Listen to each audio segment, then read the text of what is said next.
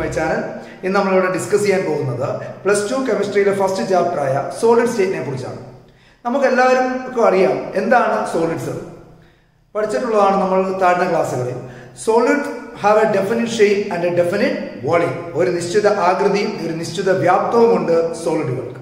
In addition to that, the force of attraction between the molecules is very strong or very high. Because of that, the molecules are closely packed in the case of solid. So, we call it the solids are rigid and incompressible. Solids are rigid, incompressible nature. Molecules the force of attraction, molecules solids rigid, incompressible. On the basis of arrangement of constituent particles, solids in constituent particles in the arrangement in the addition, we have to classify the solid into two, that is crystalline solid and amorphous solid. Crystalline solid amorphous solid solid classify on the basis of arrangement of constituent particles. Particles constituent particles. Constituent particle atom, molecules, ions. Okay, now crystalline solid and amorphous solid. Solids in classify depending upon the arrangement of constituent particle, the solids can be divided into two main types. One is crystalline solid and other one is called amorphous solid. Crystalline solid. In the crystalline solid, the constituent particles are well orderly arranged throughout the crystal. Crystalline solid crystal arrangement of consistent particles in the arrangement or orderly arrangement. That is order so solid crystalline solid. Amorphous solid. In the case of an amorphous solid, the constituent particles are orderly arranged on some portion of the solid. Orderly arranged portions in order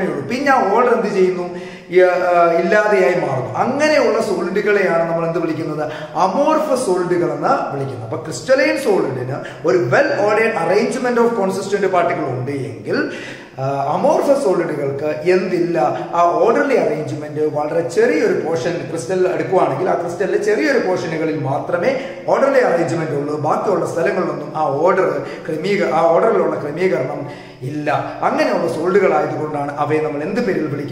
amorphous solid. Now, crystalline solid and amorphous solid basic differences differentiate between crystalline solids and amorphous solids. Or 2 mark question crystalline solid crystalline solids well orderly arrangement of atom throughout the crystal. Crystal in atom consistent particles in the arrangement order. It have a long range order. Range order long range order crystalline solid. Amorphous it have a short range order because the order arrangement of consistent particle only on the some portion of the solid. Area order constant particles order it have a short range order. The basic difference is the crystalline solid have a long range order and amorphous solids have a short range order. The difference in the crystalline solids are called true solid or yadartha solid crystalline solid. Amorphous solid it is a pseudo solid. Pseudo solids are a false solid. That is the second difference. The difference melting point. The crystalline solid have a sharp melting point, but the amorphous solid have no sharp melting point. ഒരു sharp melting point arc കാണും? Crystalline solids. അപ്പൊ ഏതെങ്കിലും ഒരു solid എടുക്കുമ്പോൾ ആ solid ഇന്ന degree സെൽഷ്യസിൽ melt ചെയ്യും, ഒരു 300 ഡിഗ്രി സെൽഷ്യസിൽ മെൽറ്റ് ചെയ്യും എന്ന് പറഞ്ഞാൽ ആ ഒരു ക്രിസ്റ്റൽ 300 ഡിഗ്രി സെൽഷ്യസിൽ എന്ത് ചെയ്യും? മെൽറ്റ് ചെയ്യും. ഒരു സ്പെസിഫിക് ആയിട്ടൊരു ടെമ്പറേച്ചർ നമ്മൾ പറയുന്നു, മെൽറ്റിംഗ് പോയിന്റ് നമ്മൾ പറയുന്നു.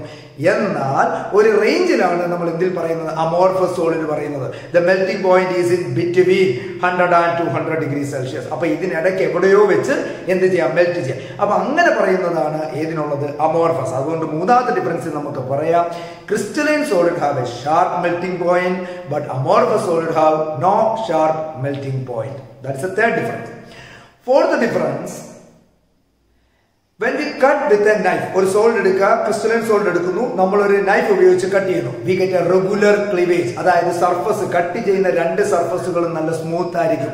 So we get a regular cleavage. അപ്പൊ റെഗുലർ ക്ലീവേജ് കിട്ടും ഒരു ക്രിസ്റ്റലൈൻ സോളിഡ്.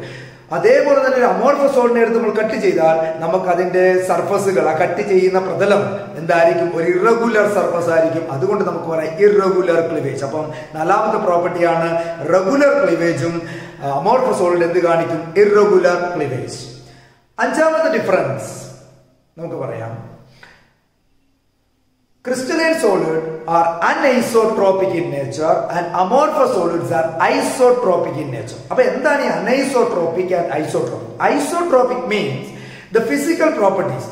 നമ്മൾ ഫിസിക്കൽ പ്രോപ്പർട്ടീസ് എടുക്കുക. അപ്പൊ സോൾസിന്റെ ഫിസിക്കൽ പ്രോപ്പർട്ടി ആയിട്ട് നമുക്ക് എടുക്കാവുന്നതാണ് refractive index, electrical conductivity, thermal conductivity. അപ്പൊ ഇങ്ങനെയുള്ള ഫിസിക്കൽ പ്രോപ്പർട്ടീസ് നമ്മൾ മെഷർ ചെയ്യുക. പല ഡയറക്ഷനുകളിൽ എന്ത് ചെയ്യുക? മെഷർ ചെയ്യുക. Length wise and breadth wise and diagonal. ഒരു ക്രിസ്റ്റലിന്റെ ലെന്ത് വൈസിലും ബ്രെഡ്ത്ത് വൈസിലും ഡയഗണലുമായിട്ടൊക്കെ നമ്മൾ എന്ത് ചെയ്യാം? മെഷർ ചെയ്യുമ്പോൾ നമുക്ക് ഒരേ വാല്യൂ ആണ് കിട്ടുന്നതെങ്കിൽ, the same value is get when we measured from different direction, then it is called isotropic. അങ്ങനെയാണെങ്കിൽ നമുക്ക് പറയാം അതെന്താണ്? ഐസോട്രോപിക് ആണെന്ന് പറയാം. അനൈസോട്രോപിക് എന്ന് പറയുമ്പോൾ we measure the physical properties on different direction, we get different value. നമ്മൾ പല ഡയറക്ഷനുകളിലും ഫിസിക്കൽ പ്രോപ്പർട്ടീസുകൾ മെഷർ ചെയ്യുമ്പോൾ നമുക്ക് വ്യത്യസ്ത വിലകളാണ് കിട്ടുന്നതെങ്കിൽ അങ്ങനെയുള്ള സോളിഡുകളെ നമ്മൾ വിളിക്കുന്ന പേരാണ് എന്ത്? അനൈസോട്രോപിക്. അപ്പൊ ആ അനൈസോട്രോപിക് പ്രോപ്പർട്ടിയാണ് ആര് കാണിക്കുന്നത്? Crystalline solid. So crystalline solids are anisotropic in nature and amorphous solids are isotropic in nature. അപ്പൊ എന്തുകൊണ്ടാണ് ഈ ക്രിസ്റ്റലൈൻ സോളിഡുകൾക്ക് അനൈസോട്രോപിക് ഉണ്ടായത് എന്ന് പറഞ്ഞാൽ അറേഞ്ച്മെന്റ്, അതായത് ലെന്ത് വൈസിലും ബ്രെഡ്ത്ത് വൈസിലുമുള്ള അറേഞ്ച്മെന്റ് ഓർഡർ ആണെങ്കിൽ കൂടി ആ ക്രമീകരണം രണ്ട് ഡയറക്ഷനും എന്തല്ല, അല്ലെങ്കിൽ ഡയഗണലായിട്ട് 3 ഡയറക്ഷൻ പറയാം. Length wise, breadth wise and also in diagonal. ഈ 3 ഡയറക്ഷനിലും ആറ്റങ്ങളുടെ അറേഞ്ച്മെന്റ് ഓർഡറിലാണ്, അതായത് കോൺസ്റ്റിറ്റ്യൂന്റ് പാർട്ടിക്കിൾസിന്റെ അറേഞ്ച്മെന്റ് ഓർഡറിലാണെങ്കിൽ കൂടി ഇതിന്റെ ക്രമീകരണത്തിൽ വ്യത്യാസങ്ങളുണ്ട്. ചിലപ്പോൾ ഒരു വലിയ ആറ്റം കഴിഞ്ഞ ഒരു ചെറിയ ആറ്റം അങ്ങനെ വരാം, ചിലപ്പോൾ എല്ലാം വലിയ ആറ്റങ്ങളായിരിക്കും. അപ്പൊ ഇങ്ങനെ ഒരു ക്രമീകരണത്തിൽ ഒരു വ്യത്യാസമുണ്ട്. ഓർഡറിലാണ് അറേഞ്ച് ചെയ്തിരിക്കുന്നെങ്കിലും അറേഞ്ച്മെന്റിന് ഒരു ഡിഫറൻസ് ഉണ്ടായതുകൊണ്ട് പ്രോപ്പർട്ടീസും എന്ത് വരും? പല ഡയറക്ഷനും പല പ്രോപ്പർട്ടീസ് കാണിക്കും. അതുകൊണ്ട് തന്നെ ക്രിസ്റ്റലൈൻ സോളിഡ്സുകൾ പൊതുവെ അനൈസോട്രോപിക്കും, അമോർഫസ് സോളിഡ് എന്താണ്? ഐസോട്രോപിക്കുമാണ്. അപ്പൊ നമ്മൾ പ്രധാനപ്പെട്ട 5 ഡിഫറൻസുകൾ നമ്മൾ പറഞ്ഞു കഴിഞ്ഞു. ഒന്ന്, ഓർഡറിലെ ഒന്നും കൂടെ ഞാൻ പറയാം. ക്രിസ്റ്റലൈൻ സോളിഡ്സും അമോർഫസ് സോളിഡ്സും എടുക്കുമ്പോൾ crystalline solids long range order, amorphous solid short range order. രണ്ടാമത്തത്, ക്രിസ്റ്റലൈൻ സോളിഡ്സിന് മെൽറ്റിംഗ് പോയിന്റ് എന്നാണ് sharp melting point, but amorphous solids no sharp melting point. Regular cleavage കിട്ടും, amorphous solid irregular cleavage. Fourth one, നമ്മൾ പറഞ്ഞ പോലെ ഒരെണ്ണം anisotropic property കാണിക്കുന്നെങ്കിൽ ഒരെണ്ണം എന്ത് കാണിക്കും? Isotropic property. So crystalline solids are anisotropic and amorphous solids are isotropic. Crystalline സോളിഡുകളെ true solids എന്ന് വിളിക്കാം, അമോർഫസ് സോളിഡ്സുകളെ സ്യൂഡോ സോളിഡ്സ് എന്ന് വിളിക്കാം. അതുപോലെ തന്നെ shape, characteristic geometric shape is there in crystalline solid. Crystalline solid ഒരു നിശ്ചിത ആകൃതി കാണും, കാരണം ഓർഡറിലാണ് നമ്മൾ എടുക്കുന്നത്. അതുകൊണ്ട് ഏതെങ്കിലും ഒരു പർട്ടിക്കുലർ ഷേപ്പ് കൈവരിക്കാൻ ആർക്ക് കഴിയും? ക്രിസ്റ്റലൈൻ സോളിഡിന് പറയാം. So regular geometrical shape in crystalline solid but irregular geometrical shape in amorphous. അപ്പൊ അമോർഫസ് സോളിഡ്സിൽ അങ്ങനെ ഒരു ക്യാരക്ടറിസ്റ്റിക് ഷേപ്പ് ഇല്ല, എന്നാൽ ക്രിസ്റ്റലൈൻ സോളിഡിന് എന്തുണ്ട്? ഒരു ക്യാരക്ടറിസ്റ്റിക് ഷേപ്പ് ഉണ്ട്. ഇത്രയുമാണ് പ്രധാനപ്പെട്ട ഡിഫറൻസുകൾ ആരൊക്കെ തമ്മിൽ? ക്രിസ്റ്റലൈൻ സോളിഡ്സും അമോർഫസ് സോളിഡ്സും. ഓക്കെ, നിങ്ങൾക്ക് മനസ്സിലായെന്ന് വിചാരിക്കുന്നു. അടുത്ത നമ്മൾ പോകുന്നത് ഈ അമോർഫസ് സോളിഡ്സ് എക്സാമ്പിൾ എന്തൊക്കെയാണ്, അല്ലെങ്കിൽ ക്രിസ്റ്റലൈൻ സോളിഡിന് എക്സാമ്പിൾ എല്ലാ സോളിഡ്സുകളും, അതായത് പൊതുവെ ഏറ്റവും കൂടുതൽ കാണപ്പെടുന്ന സോളിഡ്സുകളും ക്രിസ്റ്റലൈൻ സോളാണ്. ഇപ്പം four example sodium chloride crystal, potassium chloride crystal, ഇതൊക്കെ ഏത് സോളിഡുകളാണ്? ക്രിസ്റ്റലൈൻ സോളിഡ്സ് ആണ്. അപ്പൊ ഈ അമോർഫസ് സോളിഡിന് എക്സാമ്പിൾ എന്താണ്? പ്ലാസ്റ്റിക്കുകൾ, റബ്ബറുകൾ. ഈ റബ്ബറും പ്ലാസ്റ്റിക്കും ഗ്ലാസും ഇതൊക്കെ എന്ത് സോളിഡുകളാണ്? അമോർഫസ് സോളിഡുകളാണ്. അവിടുന്ന് ഒരു കൺസെപ്റ്റ് കൂടെ വരുന്നു, why glass is considered as a super cooled liquid. അപ്പൊ അമോർഫസ് സോളിഡ് ആണ് ഗ്ലാസ്. എന്തുകൊണ്ടാണ് ഗ്ലാസിനെ നമ്മൾ സൂപ്പർ കൂൾഡ് ലിക്വിഡ് എന്ന പേരിൽ അറിയപ്പെടുന്ന ഒരു ആപ്ലിക്കേഷൻ ലെവൽ ക്വസ്റ്റ്യൻ ആയിട്ട് വരാം. why glass is considered as a super cooled liquid? എന്തുകൊണ്ടാണെന്ന് ചോദിച്ചു കഴിഞ്ഞാൽ, like liquids, the glass have a tendency to flow very slowly. വളരെ പതുക്കെ ഗ്ലാസിന് എന്തിനുള്ള കഴിവുണ്ട്? ഗ്ലാസിന് ഒഴുകാനുള്ള ഒരു ടെൻഡൻസി ഉണ്ട് ലിക്വിഡ്സിനെ പോലെ. അതുകൊണ്ട് നമ്മൾ വിളിക്കുന്നു glass is also called a super cold liquid. അപ്പൊ ഗ്ലാസിനെ നമുക്ക് എന്ത് പേരിലും കൂടെ വിളിക്കാം? ഒരു അമോർഫസ് സോളിഡ് ആയിട്ടുള്ള ഗ്ലാസ് എങ്ങനെയും കൂടെ നമുക്ക് വിളിക്കാം സൂപ്പർ കൂൾഡ് ലിക്വിഡ് എന്ന് വിളിക്കാം. എന്തുകൊണ്ട് വിളിക്കാം? Because the glass have a tendency to flow very slowly like liquid. ലിക്വിഡ്സിനെ പോലെ ഗ്ലാസിന് ഒഴുകാനുള്ള ഒരു പ്രവണത കാണിക്കുന്നത് കൊണ്ട് നമുക്ക് പറയാം ഗ്ലാസ് എന്താണ്? ഒരു സൂപ്പർ കൂൾഡ് ലിക്വിഡ് ആണെന്ന് പറയാം. ഓക്കെ, അടുത്ത് നമ്മൾ പോകുന്നത് ഈ ക്രിസ്റ്റലൈൻ സോളിഡിനെ തന്നെ നമുക്ക് നാലായിട്ട്, പ്രധാനപ്പെട്ട നാലെണ്ണമായിട്ട് നമുക്ക് ക്ലാസ് ചെയ്യാം. അപ്പം on the basis of arrangement of consistent particle, solid can be classified into two. അല്ലെ, ക്രമീകരണത്തിന്റെ അടിസ്ഥാനത്തിൽ സോളിഡുകളെ രണ്ടായിട്ട് നമ്മൾ എന്ത് ചെയ്തു? ഡിവൈഡ് ചെയ്തു. That is crystalline solid and amorphous solid. പിന്നെ നമ്മൾ what is the basic difference between crystallines and amorphous solid അത് നമ്മൾ പറഞ്ഞു. then why glass is considered as a super cooled liquid അതും നമ്മൾ പറഞ്ഞു. then again and next classification depend upon the nature of constituent particles and the bonding between constituent particles. അപ്പോൾ അടുത്ത ക്രമീകരണം, അതായത് ക്രിസ്റ്റലൈൻ സോളിഡ്സിനെ വീണ്ടും നമ്മൾ എന്ത് ചെയ്യുന്നു? ക്ലാസിഫൈ ചെയ്യുന്നു. എന്തിന്റെ അടിസ്ഥാനത്തിൽ? On the basis of nature of consistent particle. Consistent പാർട്ടിക്കിൾസിന്റെ സ്വഭാവത്തിന്റെയും and the bonding between consistent particle, ഈ കോൺസിസ്റ്റന്റ് പാർട്ടിക്കിൾസിന് ഇടയിലുള്ള ബോണ്ട് ഏതാണ്, അതിന്റെ ക്രമീകരണത്തിന്റെ അടിസ്ഥാനത്തിലും നമുക്ക് ക്രിസ്റ്റലൈൻ സോളിഡ്സിനെ പ്രധാനപ്പെട്ട നാലെണ്ണമായിട്ട് നമുക്ക് എന്ത് ചെയ്യാം? ക്ലാസിഫൈ ചെയ്യാം. ഒന്നാമതാണ് molecular solid, second one is ionic solid, and third one is metallic solid, and fourth one is covalent solid.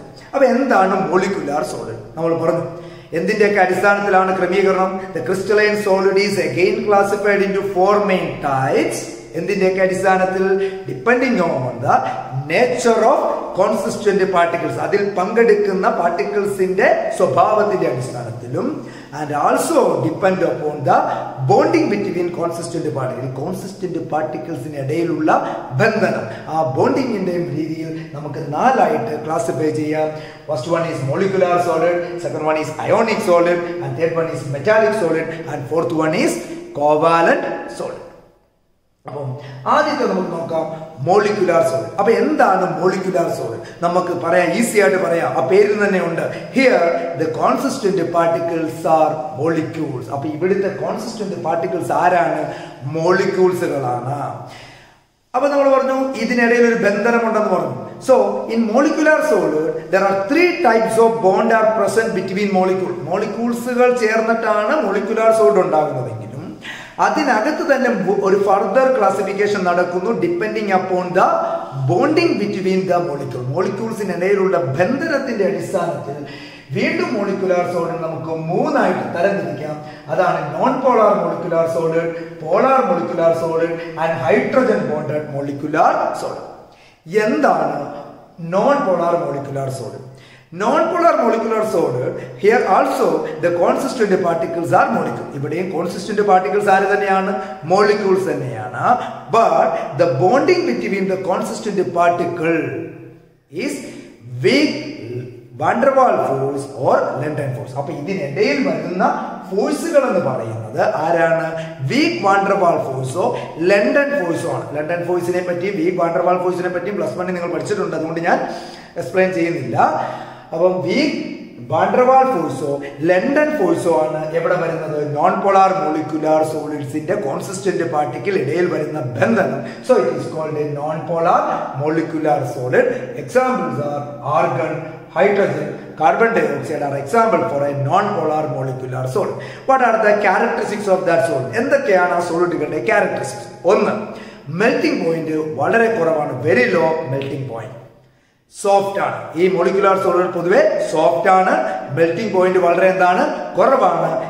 Insulators, ഇവരെന്തുമാണ്? ഇൻസുലേറ്റേഴ്സുമാണ്. ഇതൊക്കെയാണ് അവയുടെ എന്ത് സവിശേഷതകൾ. എക്സാമിൽ ചോദിക്കുമ്പോൾ നമുക്ക് വേണമെങ്കിൽ ഒരു ഒരു MCQ ക്വസ്റ്റ്യൻ ആയിട്ട് വേണമെങ്കിൽ ചോദിക്കാം. അപ്പം കരുതിക്കോണം എന്തൊക്കെയാണ് ഇതിന്റെ പ്രോപ്പർട്ടീസ്.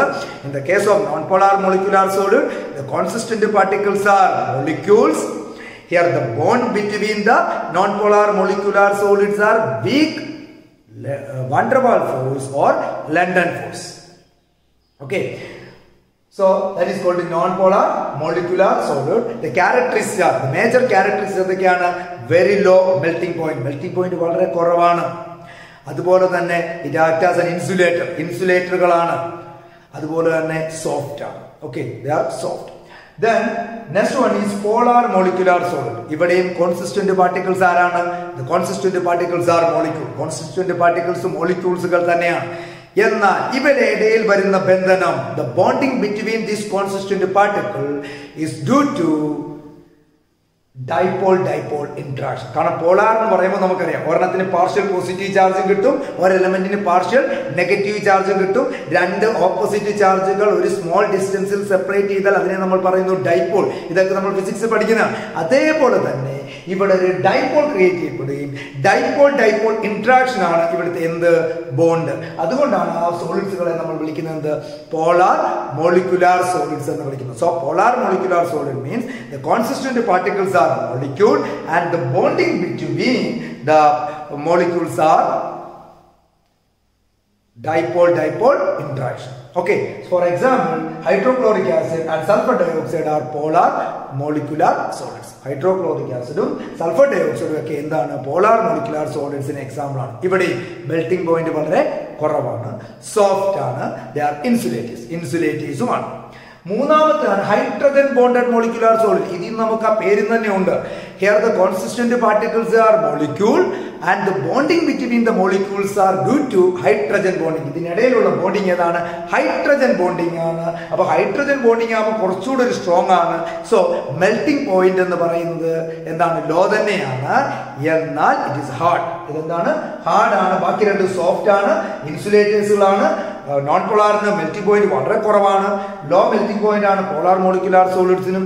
ഹൈഡ്രജൻ ബോണ്ടഡ് മോളിക്യുലാർ സോളിഡിനും മെൽറ്റിംഗ് പോയിന്റ് വളരെ എന്താണ്? കുറവാണ്, ലോ ആണ്. Melting point is low but it is hard. എന്താണ്? പക്ഷേ കുറച്ചുകൂടെ കട്ടിയുള്ളതാണ്. And it act as an insulator. ഇതും എന്തായിട്ട് പ്രവർത്തിക്കുന്നു? ഒരു ഇൻസുലേറ്ററുകളായാണ് പ്രവർത്തിക്കുന്നത്. ഓക്കെ, രണ്ടാമത്തെ മെയിൻ ക്ലാസിഫിക്കേഷൻ ആണ് അയോണിക് സോളിഡ്. ആ പേര് തന്നെ ഉണ്ട്. The consistent particles are ion. Consistent particles ആരാണ്? അയോൺസുകളാണ്. And the bonding between the consistent particles are electrostatic force of attraction. അല്ലെ, ബോണ്ടിങ് എന്ന് പറയുന്നത് എന്താണ്? വളരെ തീവ്രമായ ബന്ധനമാണ്. ഇലക്ട്രോസ്റ്റാറ്റിക് ഫോഴ്സ് ഓഫ് അട്രാക്ഷൻ ആണ് അവിടെ ഉള്ളത്. അപ്പൊ അങ്ങനെ തരത്തിലുള്ള ബോണ്ടിങ് ആണ് എവിടെ ഉള്ളത്? അയോണിക് സോളിഡുകളിലുള്ളത്. അതുകൊണ്ട് തന്നെ in the case of an ionic solid it is hard ആണ്. അതുപോലെ തന്നെ ബ്രിട്ടിൽ നേച്ചർ ഉണ്ട്. അപ്പൊ ഹാർഡ്നെസ്സും കൂടുതലാണ്, ബ്രിട്ടിൽ നേച്ചറും ഉണ്ട് ആർക്ക്? അയോണിക് സോളിഡ്സിന്. For example sodium chloride, potassium chloride are example for ionic solid.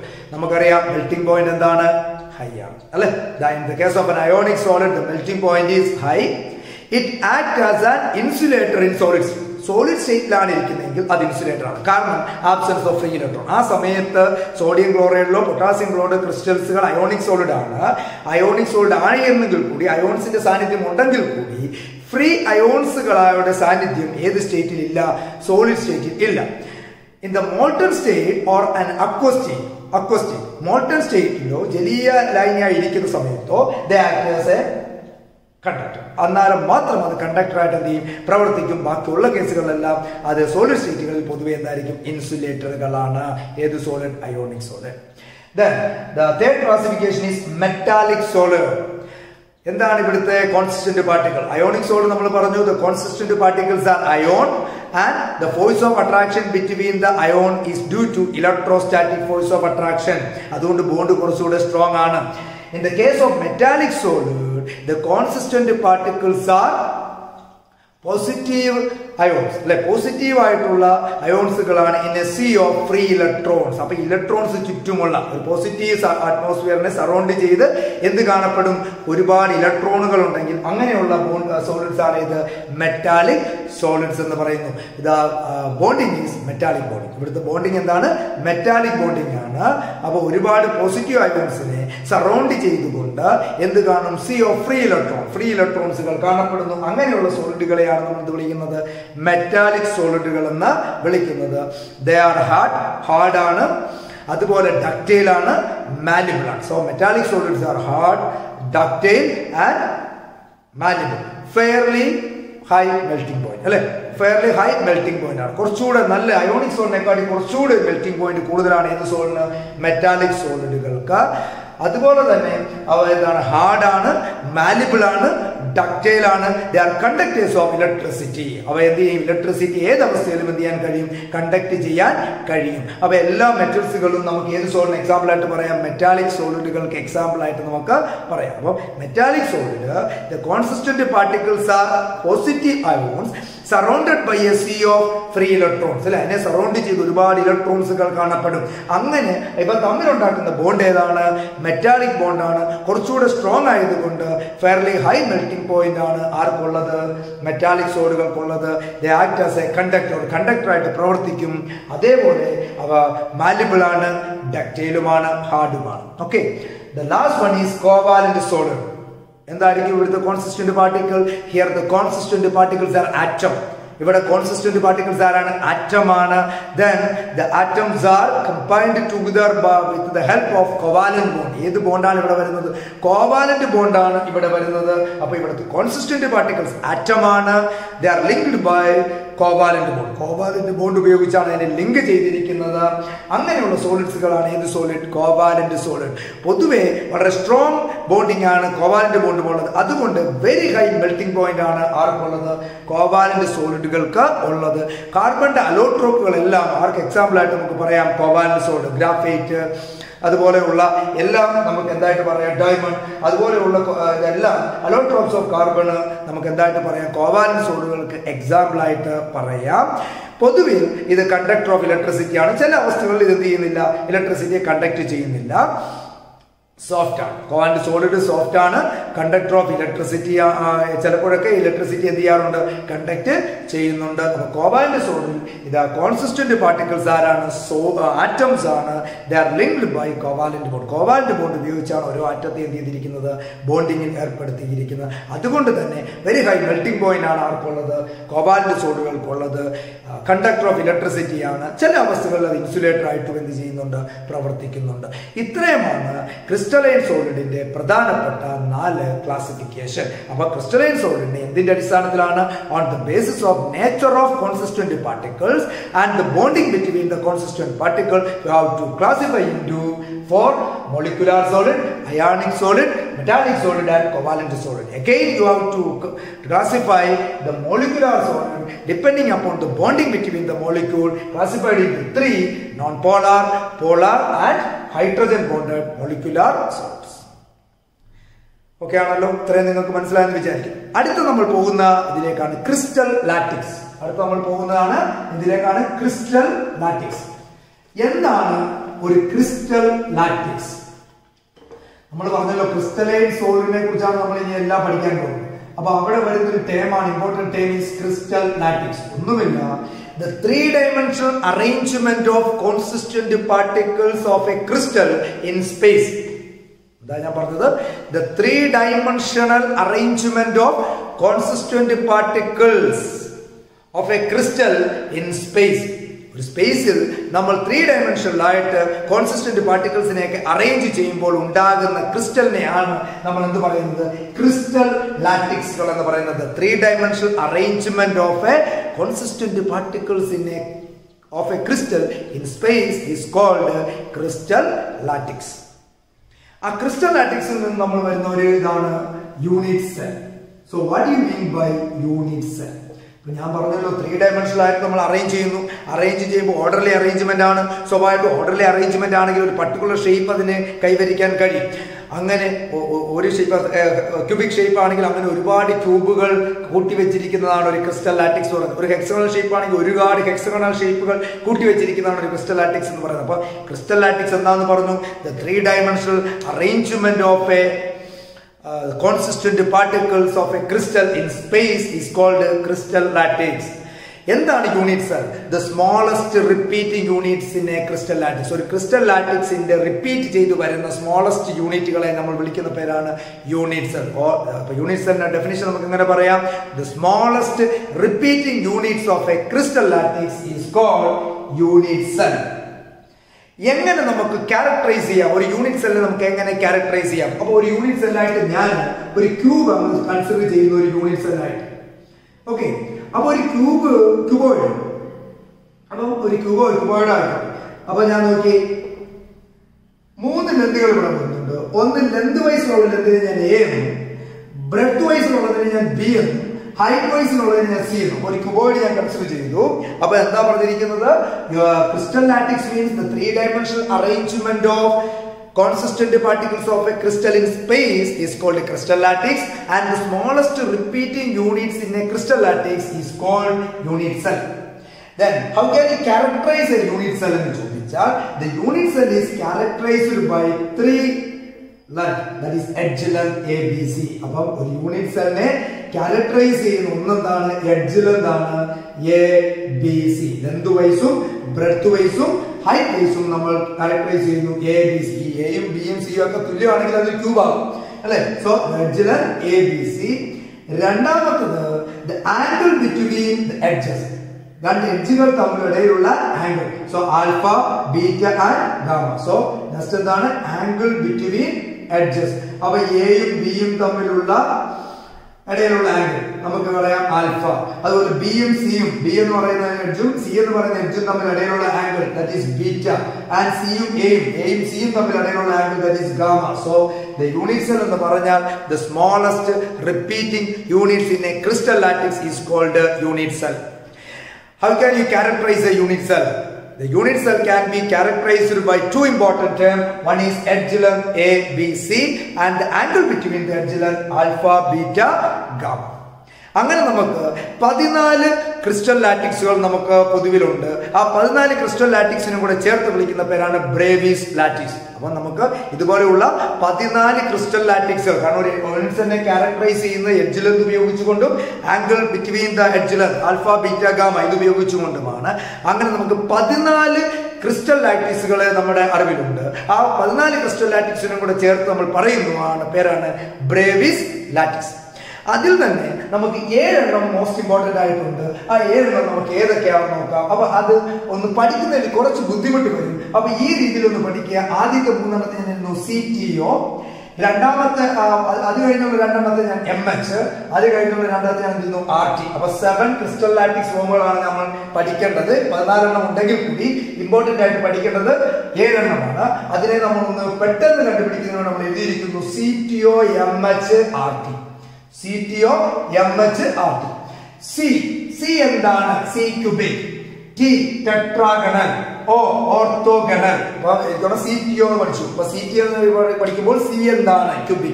Cubic arrangement ആണ്. Tetragonal T, O means orthogonal. Okay, അടുത്ത് നോക്കിയേ MH. M monoclinic, H hexagonal, R rhombohedral, T triclinic. അപ്പൊ ഇങ്ങനെ 7 CTO, MH, RT. C is cubic, T is tetragonal, O is orthogonal, that is CTO. MH monoclinic, H means hexagonal. CTO, MH, RT. R means rhombohedral and T is triclinic. ഇനി നമുക്ക് ഇത് എങ്ങനെ എഴുതാം? ആദ്യം അതിന്റെ edge length, കാരണം edge ലെങ്തും ആംഗിളും മാറുന്നതനുസരിച്ചാണ് crystal latex പല പല ഷേപ്പിലേക്ക് മാറുന്നത്. അപ്പോൾ അടുത്ത് നമ്മൾ എഴുതേണ്ട എഡ്ജ് ലെങ്ത് ആണ്. ഇത്രയും ഓർക്കുക, ആദ്യത്തെ എഡ്ജ് ലെങ്തുകൾ എല്ലാം സെയിം ആണ്. അതായത് A is equal to B is equal to C. അതുപോലെ അടുത്ത് നമ്മൾ കാണിക്കേണ്ടത് ആംഗിൾ ക്യാരക്ടർ, ഒരു യൂണിറ്റ് സെല്ലിനെ ക്യാരക്ടറൈസ് ചെയ്യുന്ന എഡ്ജ് ലെങ്ത് ഉപയോഗിച്ചും ആംഗിൾസ് ഉപയോഗിച്ചുകൊണ്ടാണ്. അപ്പൊ ആദ്യം നമ്മൾ ഏതാണ് പേരെന്ന് എഴുതി, രണ്ടാമത്തെ നമ്മൾ എഡ്ജ് ലെങ്ത്, മൂന്നാമത്തെ ആംഗിൾ ബിറ്റ്വീൻ ദ എഡ്ജസ്. ഒറ്റ കാര്യം ഓർക്കുക, CTOയും ആംഗിൾ ബിറ്റ്വീൻ ദ എഡ്ജസ് എപ്പോഴും സെയിം ആണ്. അതായത് alpha beta gamma is equal to 90 degree. അത് ഓർത്തു വെച്ചാൽ അപ്പൊ CTO-യിൽ ആൽഫ ബീറ്റ ഗാമ എന്ന് പറയുന്നത് മൂന്നെണ്ണവും 90 ഡിഗ്രിയാണ്. എഡ്ജ് ലെങ്തിൽ നോക്കുക, A is B is equal to C. അതായത് ആദ്യത്തെ കേസിൽ എയും ബിയും സിയും തുല്യമാണ്. രണ്ടാമത്തെ കേസിൽ എയും ബിയും തുല്യമാണ്, സി എന്തല്ല തുല്യമല്ല. മൂന്നാമത്തെ കേസിൽ ഒന്നും തുല്യമല്ല. അപ്പൊ ആദ്യത്തെ മൂന്നെണ്ണം എഴുതാനുള്ള എളുപ്പമാർഗമാണ് ആൽഫ ബീറ്റ ഗാമ മൂന്നിന്റെയും same 90 degree. A is equal to B is equal to C. ആദ്യത്തെ തുല്യം. രണ്ടാമത്തത് A ബിക്ക് ഈക്വലാണ്, പക്ഷെ ബി എന്തിന് ഈക്വൽ അല്ല? സിക്ക് ഈക്വൽ അല്ല. മൂന്നാമത്തത് ഒന്നും ഈക്വൽ അല്ല. A is not equal to B not equal to C. ഈ ഓർഡർ ആണ് പഠിച്ചു വെക്കുക. അപ്പൊ നോക്കിയേ, A is equal to B is equal to C എല്ലാം തുല്യമാകുമ്പോൾ വരുന്ന structure cubic. Alpha beta gamma എത്ര ഡിഗ്രി? 90 ഡിഗ്രി. ഇത് കാണിക്കുന്ന കോമ്പൗണ്ടുകളാണ് sodium chloride, zinc blende and copper. അപ്പൊ സിങ്ക് ബ്ലെൻഡിനെയാണ്, സിങ്ക് സൾഫൈഡിനെയാണ് സിങ്ക് ബ്ലെൻഡ് എന്ന് പറയുന്നത്. അപ്പൊ സിങ്ക് ബ്ലെൻഡും സോഡിയം ക്ലോറൈഡും കോപ്പറും ഏത് കാണിക്കുന്നു? ക്യൂബിക് ലാറ്റിസ് ആണ് കാണിക്കുന്നത്. അടുത്തതാണ് ടെട്രാഗണൽ. എന്താ? രണ്ടാമത്തെയാണ്. A is equal to B not equal to C. Alpha beta gamma എത്രയാണ്? 90 ഡിഗ്രി കാണിക്കുന്നതാണ് white tin, titanium oxide, calcium sulphate. Example പഠിച്ചിരിക്കണം. കാരണം ഒന്നോ രണ്ടോ മാർക്കിൽ നമുക്ക് എക്സാമ്പിൾ ചോദിച്ചിട്ട് ഇത് ഏത് ക്രിസ്റ്റലാറ്റിക്സ് ആണ് നമ്മളോട് എന്ത് ചെയ്യാൻ ചോദിക്കുക. അല്ലെങ്കിൽ ഒരു ക്രിസ്റ്റലാറ്റിക്സ് വന്നിട്ട് അതിന്റെ എക്സാമ്പിൾ എഴുതാൻ നമുക്ക് എന്ത് ചെയ്യാം? പറയാം. അപ്പം ഇത് ഈ എഡ്ജ് ലെങ്തും ആംഗിളും തന്നിട്ടും നമ്മളോട് ഇത് ഏതാണെന്ന് ചോദിക്കാം. അപ്പൊ ഐഡന്റിഫൈ ദ ക്രിസ്റ്റലാറ്റിക്സ് എന്ന് നമ്മളോട് ക്വസ്റ്റ്യൻ ഉറപ്പായിട്ടും ചോദിക്കും. അതുകൊണ്ട് ഇത് നല്ലതുപോലെ പഠിച്ചു വെച്ചിരിക്കണം. ടെട്രാഗണൽ എന്ന് പറയുമ്പോൾ A is B not equal to C, alpha beta gamma 90, example whiting, titanium oxide and calcium sulfate. Orthogonal. A is not equal to B not equal to C, alpha beta gamma 90 degree. ഏതൊക്കെയാണ് example? rhombic sulfur and potassium nitrate KNO3 are the example for orthogonal. Next നമ്മൾ വരുന്നതാണ് monoclinic.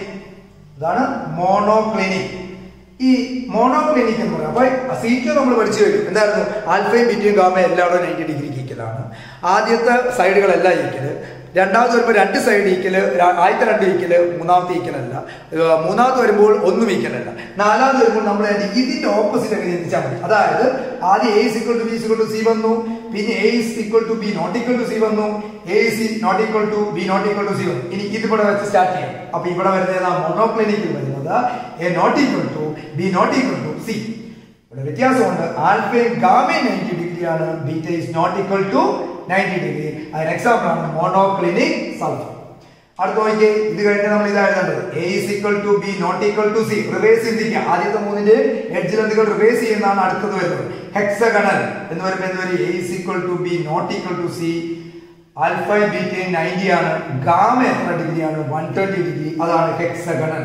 Example graphite, zinc oxide, cadmium sulphide. Graphite, zinc oxide, cadmium sulphide.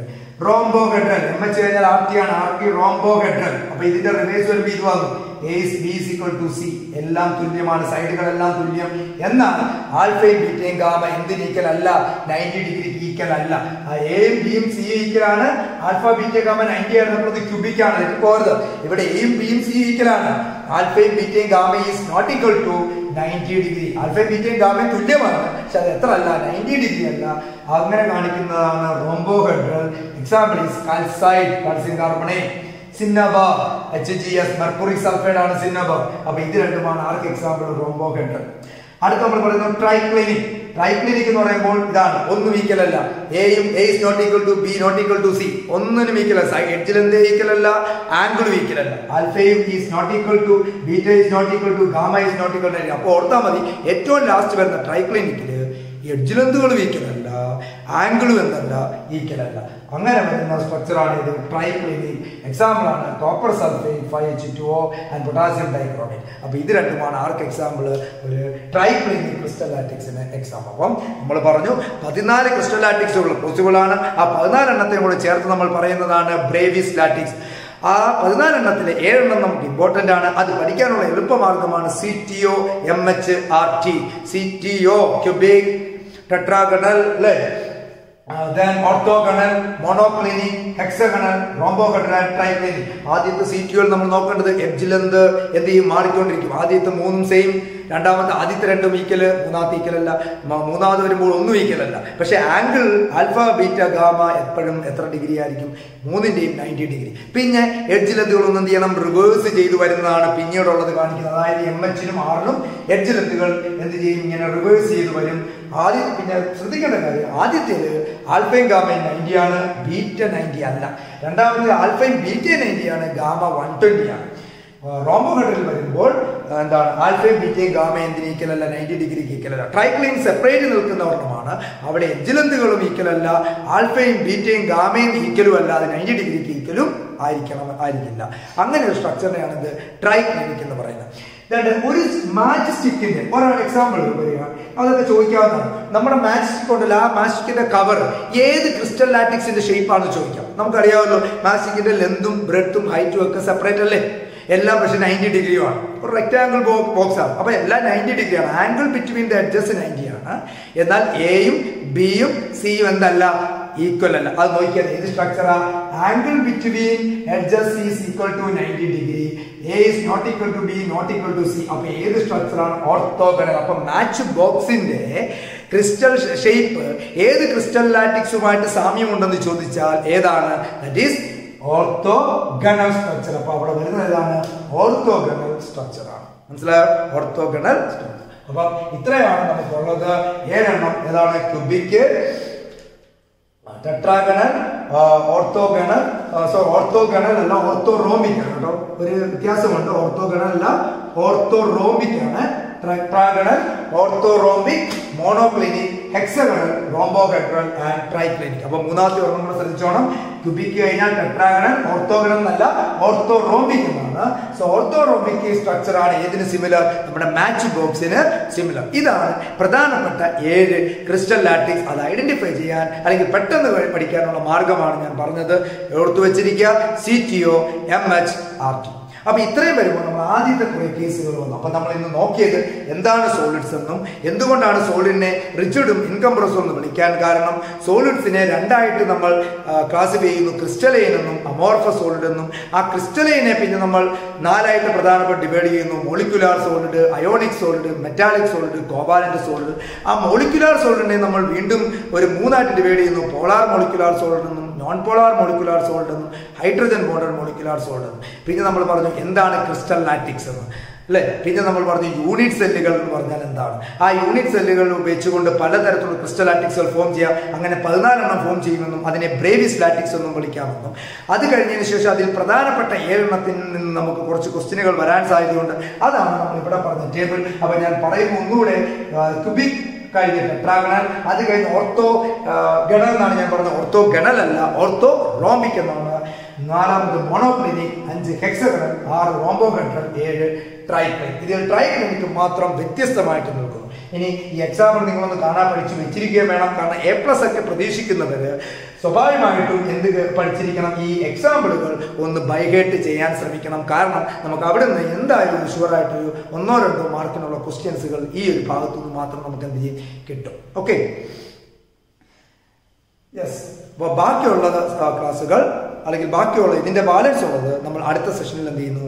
Part 2ലും part 3ലുമായിട്ട് നമുക്ക് എന്ത് ചെയ്യാം? Discuss ചെയ്യാം. ഇന്ന് നിങ്ങൾക്ക് ഈ ക്ലാസ്സുകൾ ഇഷ്ടപ്പെട്ടിട്ടുണ്ടെങ്കിൽ അല്ലെങ്കിൽ ക്ലാസ്സുകൾ നിങ്ങൾക്ക് നല്ലതുപോലെ മനസ്സിലായിട്ടുണ്ടെങ്കിൽ നിങ്ങളിത് മാക്സിമം ഇതെന്ത് ചെയ്യുക? ഒന്ന് ഷെയർ ചെയ്യുക, സബ്സ്ക്രൈബ് ചെയ്യുക. നോട്ടിഫിക്കേഷൻ നിങ്ങൾക്ക് മുടങ്ങാതെ കിട്ടണമെന്നുണ്ടെങ്കിൽ ആ ബെൽ ഐക്കണും കൂടെ നിങ്ങൾ എന്ത് ചെയ്യുക? ഒന്ന് പ്രസ് ചെയ്യുക. Okay, thank you.